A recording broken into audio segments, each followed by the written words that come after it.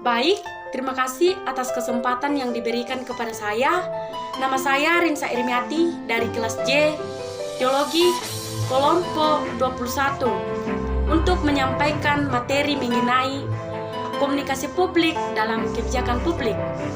Pengertian komunikasi publik dalam kebijakan publik. Komunikasi publik adalah pertukaran pesan dengan sejumlah orang yang berada dalam sebuah organisasi atau yang di luar organisasi secara tatap muka atau melalui media. Kebijakan publik adalah keputusan-keputusan yang mengikat bagi orang banyak pada tataran strategis atau bersifat garis besar yang dibuat oleh pemegang otoritas publik.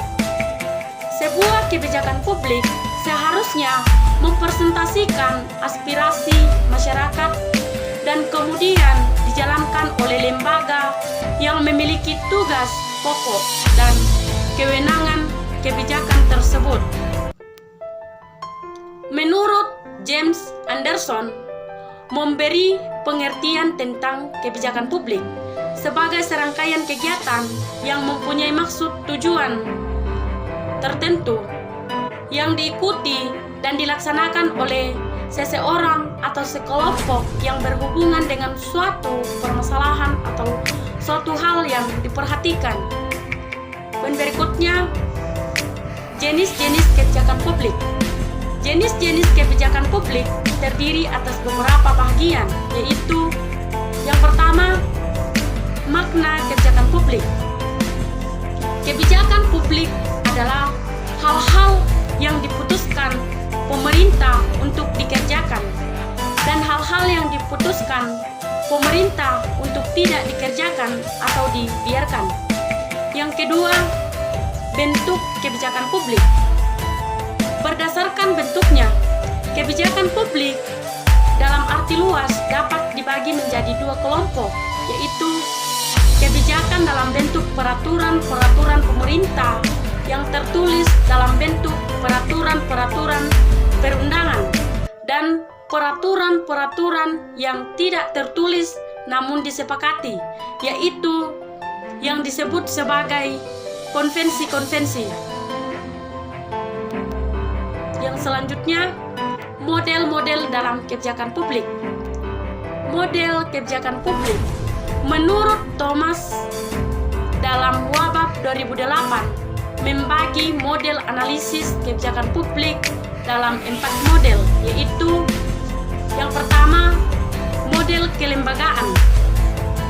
Model kelembagaan pada dasarnya merupakan sebuah model analisis yang dikembangkan oleh para pakar ilmu politik yang memandang kebijakan politik sebagai kegiatan-kegiatan yang dilakukan oleh lembaga-lembaga pemerintah. Yang kedua, model kelompok. Model kelompok pada dasarnya berangkat dari suatu anggapan bahwa interaksi antara kelompok dalam masyarakat itulah yang menjadi pusat perhatian politik. Dalam hal ini, individu-individu yang memiliki latar belakang kepentingan yang sama biasanya akan bergabung baik secara formal maupun secara informal untuk mendesakkan kepentingan mereka kepada pemerintah. Dan yang ketiga, model elit. Model elit adalah sebuah model analisis yang dikembangkan dengan mengacu pada teori elit. Teori elit pada umumnya menentang keras terhadap pandangan yang mengatakan bahwa kekuasaan dalam masyarakat itu distribusi secara merata. Dan yang keempat yaitu model sistem. Model sistem, studi kebijakan publik oleh ilmuwan politik Amerika David Gaston, berpendapat bahwa kegiatan politik itu dapat dianalisis dari sudut pandang sistem, terdiri dari jumlah proses-proses yang harus tetap dalam keadaan seimbang kalau kegiatan politik itu ingin tetap terjaga kelestariannya. Dan poin yang berikutnya yaitu komunikasi publik dalam kebijakan publik, yaitu secara sosiologis menempatkan proses komunikasi sebagai bagian dari dinamika sosial yang tidak merugikan masyarakat. Hal ini didasarkan bahwa setiap masyarakat dimanapun mereka berada memiliki sebuah bentuk atau proses komunikasi. Kebijakan komunikasi harus bisa menjamin dinamika sosial masyarakat berjalan secara positif dan bisa memaksimalkan kepentingan-kepentingan. Demikianlah materi saya. Sekian dan terima kasih.